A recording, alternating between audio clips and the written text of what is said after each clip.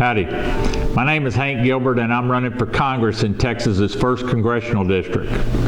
I wanted to visit with you today to discuss the state of the race and address some specific issues with you that you may have seen my campaign address over the past few days. You have no doubt seen my campaign's race in the news for the sizable ad buy that we've purchased, or if you live in the district, you've likely seen it in heavy rotation on television. In that spot, we addressed the issue of my opponent taking lobbyists and special funded trips to places like Cairo and the Ukraine, while East Texans struggle to afford insurance and health care. This is but one problem with my opponent when it comes to following his own agenda and not working for the interest of the people of East Texas. The brutal but uncomfortable fact that we in East Texas must face is that we have a career politician who has failed us and abandoned our East Texas values as our congressman. Today I want to speak directly to the people of my district, in particular to independents, conservatives, and Republicans who are tired of failed leadership that hasn't done anything for our district except make us the butt of jokes on late-night television shows. You and I may disagree on a number of things, but we share a common set of East Texas values. And I believe you'll find we have more in common with each other than you think. I've been asked this question many times throughout the course of this campaign. Hank, what are these East Texas values you keep talking about? Well, East Texas values are freedom of speech.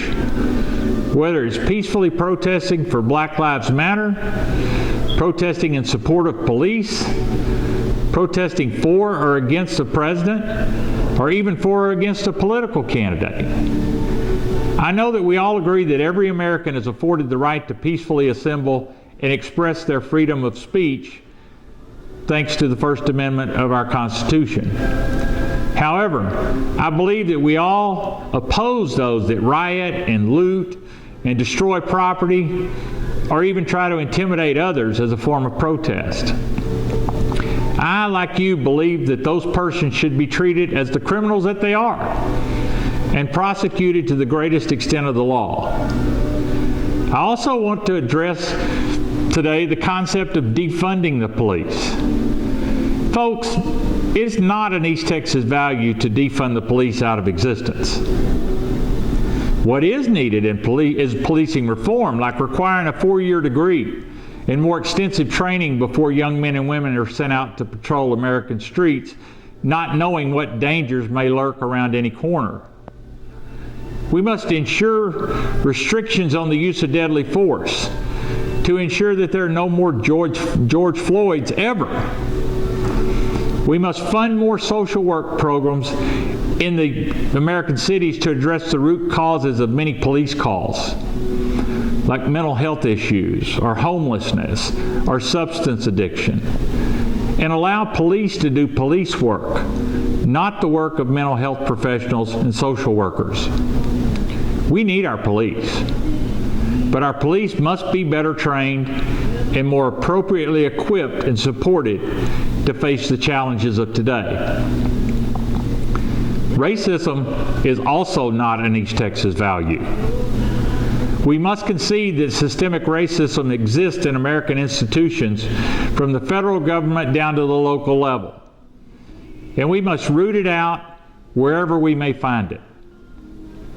Whether you or I agree or disagree on the use of the phrases Black Lives Matter or Blue Lives Matter, we can all agree that racism must end and that giving cover to white supremacists, which my opponent has happily done, is not an East Texas value. Prayer and religion are also East Texas values. Most of us, growing up, were brought up in religious households. I proudly call myself a Christian and work daily to live up to God's expectations of me. I have no desire or intent to restrict religious speech in any way. I will always defend an individual's right to worship as they please. I also believe in our Constitution and the Founding Fathers' belief in the separation of church and state. While I believe in protecting the rights of an individual's religious freedoms, I also believe in protecting the rights of those individuals that are non-believers. Second Amendment rights are yet another East Texas value. I'm a lifelong rancher and gun owner. While I own several shotguns for quail hunting and target shooting, I also own a couple of rifles to kill feral hogs and skunks and armadillos and poisonous snakes. All of the problem animals that rob profits from most agricultural operations like mine. I don't, however, own a machine gun type of assault weapon with multiple rounds for this purpose because I don't believe it's necessary. I also don't think it should be so easy for someone to get their hands on an assault type weapon with high capacity rounds that can dispense up to 100 bullets within a matter of seconds. I believe in everyone's right to own guns for sport and defense per the Second Amendment. But I believe we, as responsible East Texans, have enough common sense to know the difference. Ethics is an important East Texas value that has been taught to us our entire lives. Respect for others, politeness, truthfulness, and a strong work ethic are values that we pride ourselves in and teach our children. My opponent, however, has somehow forgotten or misplaced these values since becoming a member of the U.S. Congress. My opponent spent time in the Ukraine, paid for it at the expense of shady Ukrainian businessmen and government influencers. My opponent's trip to the Ukraine came in sequence with trips to the Ukraine by former Texas Governor Rick Perry when he was allegedly making shady deals with Ukrainian energy moguls. My opponent also fails to report whether or not he's paid off a $300,000 bank mortgage on his personal home, which disappeared from his annual U.S. House Ethics Report around the same time he returned from his Ukrainian trip.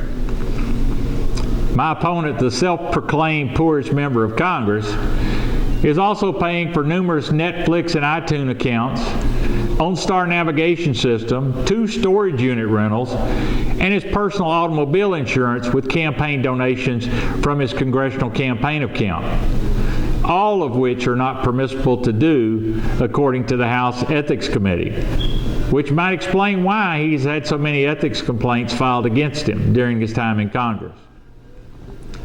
These are just a few of Congressman Gilbert's ethical dilemmas. Honesty and ethics are but one of many East Texas values that he has abandoned by the wayside as he jet sets to London and Cairo on the dime of special interest who want to keep consumer prices high and consumer protections low. Helping our fellow man is one of our greatest East Texas values. We used to call it Christian charity. Like the Bible says in Matthew chapter 25, verse 40, "Verily I say unto you, inasmuch as ye have done it unto one of the least of these my brethren, ye have done it unto me." It is incumbent upon us, whether you're Christian, Jewish, Muslim, or otherwise, to take care of our fellow man. Every religion on earth teaches this. My King James Bible tells me this, and in East Texas we do this. Every time someone has a car wreck or needs an organ transplant, or someone dies unexpectedly in a small town with no family or insurance, you see those gallon plastic jugs or coffee cans asking for donations, and funds set up at local banks to benefit the families. And our people give generously. The cold, hard reality is that no one should be bankrupted by medical bills, and that affordable health care and lower cost prescription drugs need to be within reach of every American. No East Texan should have to rely upon a plastic jug in a gas station to pay for their medical bills. I support a true public option and strengthening the Affordable Care Act, not eliminating it like my opponent believes. While I don't support government-controlled health care, I do believe that every American should have access to affordable health care. That's taking care of your fellow man. I support reducing the cost of prescription drugs by passing legislation to allow the government the ability to negotiate with drug manufacturers on the price of prescription drugs. I will author and fight to pass legislation to remove the middlemen from the prescription drug industry, which alone will drastically reduce drug prices. My opponent is opposed to such measures. I also support patent reform that prevents big pharmaceutical companies from using loopholes in patent laws to extend patents for drugs by making changes to the formulas that don't actually improve the quality of the medications. This prolongs the ability to manufacture generic versions of the same drug at a reduced cost to the consumers. I support regulating the price of drugs funded by public dollars from state or federal education funds or with other research tax dollars. If the government is going to give these companies millions of taxpayer dollars for the development of these drugs, the federal government should be able to recoup those dollars through price regulations on behalf of the American consumers and taxpayers. An East Texas value as a U.S. Congressman should exhibit would be to figure out how to fix health care rather than obstruct the process. He should not have voted against protecting pre-existing conditions over 60 times. He also should not have voted against allowing the government to negotiate prescription drug costs with manufacturers. Instead, he prefers to relegate East Texans to the plastic jug in the gas station instead of authoring legislation to fix the problem. After 16 years in Congress and nearly 30 years as a part of the political establishment. His failure to act not only affects the financial stability of families, it also puts a tremendous financial strain on our medical community. Under his lack of leadership for our district, 4 hospitals in our district have been forced to close due to financial constraints, primarily because a large part of our population lacks affordable health care options. Instead of doing something to help, he has taken to the House floor to bemoan any number of black helicopter conspiracies, so far-fetched that even QAnon followers have trouble believing them. Aside that, he takes to the cable news squawk box or talk radio and screams fears to promote a non-existent German powder that instantly kills COVID-19. None of these antics will fix health care or reopen our closed rural hospitals. They won't bring high-speed internet access or better cell service to rural East Texas, which my opponent consistently votes against. It won't break Suddenlink, one of Louis's largest contributors, from their stranglehold monopoly on certain services in our district. My opponent's behavior will not bring jobs to East Texas. It won't reopen our closed rural hospitals. It won't feed the 28% of the children in our district who live in poverty, or the 23% of our seniors making decisions between rent or food because they can't make it on Social Security alone. By the way, my opponent voted to support the current administration's budget to destroy Social Security and Medicare as we know it. And you should know that's not rhetoric. Those are facts. In an effort to not only preserve Social Security into eternity, my proposal will be to do away with the Social Security cap, making it mandatory that earners pay Social Security tax on all of their earnings, not just the first $137,000 earned. While the vast majority of our population pays this on every dollar earned, the wealthy do not, and that needs to change. The Houston Chronicle, which has endorsed a lot of Republicans in this cycle, endorsed me and called Congressman Gilbert, quote, baddie. Folks, this is where the rubber meets the road. We need someone who represents us, who represents our values in a way that brings positive change to our district. I'm not a liberal ideologue. I was raised like you were, grew up with the same values as you, and I want to go to Washington to get something done for you. I don't care about getting on fake TV or talk radio like my opponent. I care about protecting and enhancing Medicare and Medicaid. I care about fixing health care, lowering prescription drug costs, helping family farmers, small businesses, and agribusiness. I also stand for term limits, 8 years and I'm gone, whether you like it or not.